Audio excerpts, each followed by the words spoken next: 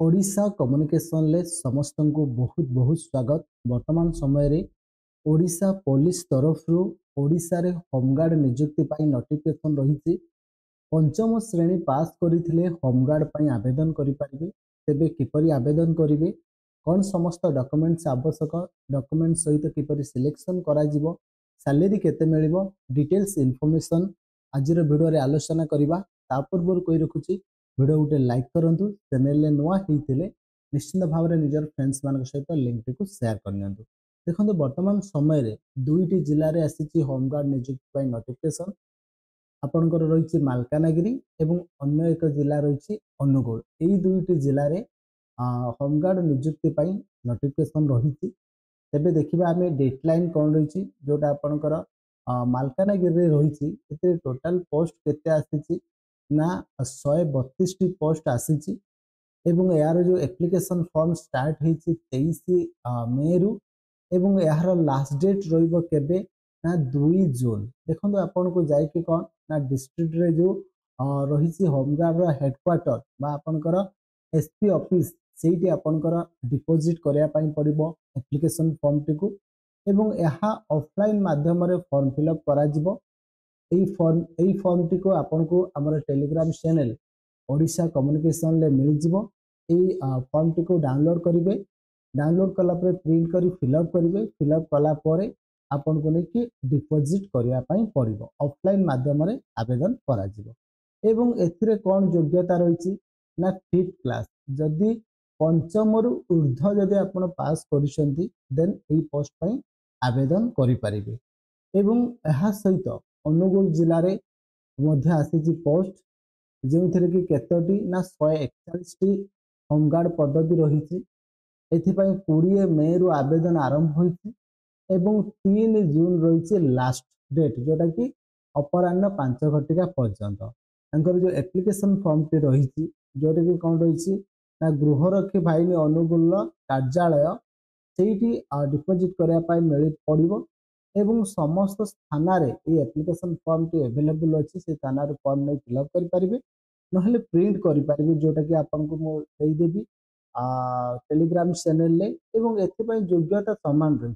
एवं मन रखु आपण जो जिला आवेदन करेंगे अनुगुल जिला आप आवेदन कले अनुगुल परमानेंट रेसिडेंस होता दरकार। अन्य जिला कैंडिडेट्स आवेदन करें केवल अनुगुल जिलार कैंडिडेट्स आवेदन करेंगे। सेमती मालकानगिरी जो रही केवल से मालकानगिरी जिलार कैंडिडेट्स आवेदन करेंगे। परमानेंट कैंडिडेट्स अन्य कौन जिलार आवेदन करें ना। से कौन ना निजर एप्लिकेशन फॉर्म टाक फिलअप करेंगे। जो जिला आवेदन करेंगे से जिलार परमानेंट रेसिडेंट होता दरकार। तांकर एज मिनिमम 20 वर्ष मैक्सिमम 60 वर्ष रु अधिक 20 रु 60 मध्य तांकर बयस होता दरकार एवं से कौन ना पंचम श्रेणी पास करथिबा दरकार। पंचम रु ऊर्ध्व योग्यता थिबा दरकार एवं ओडिया भाषा कही पढ़ी लेखि पारुथो। ओडिया टाकू रीड राइट स्पीक करि पारुथो एवं जड़े उत्तम मान भल मनीष होता दरकार। विरुद्ध कौन अपराधी मामला नथिबा कौन अपराधी दोषी साब्यस्त होई नथिबे एवं या सहित तांकर माने स्वास्थ्यगत कौन प्रॉब्लम नथिबो कहीं से मानकर शारीरिक फिजिकल टेस्ट करा जिवो एवं गृहरक्षी अधिनियम अनुसार तांकर जो शारीरिक माप हाइट वेट एवडा सब करा जिवो एवं शारीरिक परीक्षा मध्य करा जिवो जोटा कि मु कहि।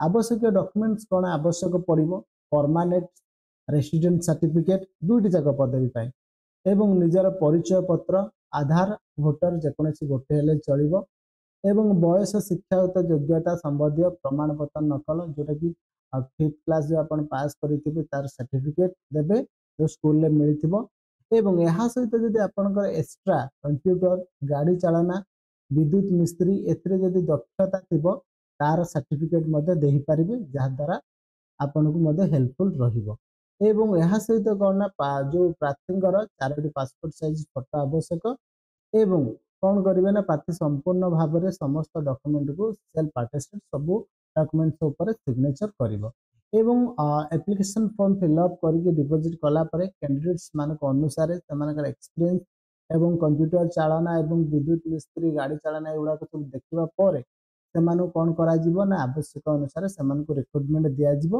एवं ए जो सिलेक्शन प्रोसेस टा आपनकर आपनकर डिस्ट्रिक्ट चूज करिवो से किपरि आपनको सिलेक्शन करा जिवो एई दुईटी जाक जिल्ला रे जदि पाथी हेतिबे निश्चित भाव में होमगार्ड पई आवेदन करंतु एवं यार सैलरी केते रहइबो देखंतु यार पारिश्रमिक प्रत्येक दिन केते टंका रहउची ना 612 टंका 612 गुटे मात्र 30 डेज जदि देखिबे आपनकर 18360 टंका पाखापाखि आपनकर मंथली दरमा रहइबो एटा संपूर्ण भाव में कॉन्ट्रैक्ट बेसिस रे जॉब जो कि 3 वर्षर कॉन्ट्रैक्ट रही 3 वर्ष जॉब करेंगे तापर आपंकर चाहिए रिन्यू हो पारे ना कौन नेक्स्ट पदक्षेप कौन सरकार ने बर्तमान समय में 3 वर्ष पर्यंत एनगेज पाइबे यही डिटेल्स इनफॉरमेशन निश्चित भाव में जदि आपण योग्यता फुलफिल करुँच आवेदन करूँ मात्र पंचम श्रेणी पास करते ओडिशा पुलिस अंतर्गत ओडिशा रे होमगार्ड भाव में जॉइनिंग करेंगे डिटेल्स इनफॉरमेशन आम